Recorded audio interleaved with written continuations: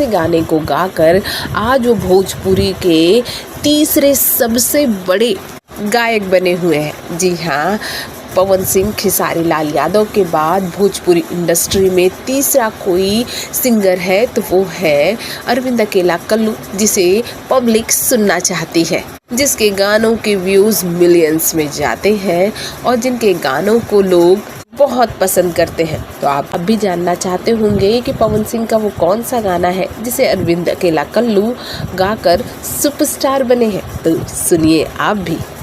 लिपि पोत के घरवा अंगना कोई दिहनी तैयार, लिपि पोत के घरवा अंगना कोई दिहनी तैयार, ये जी चली ना, ये जी चली हाली कल सकीने जाई बाजार, ये जी चली ना।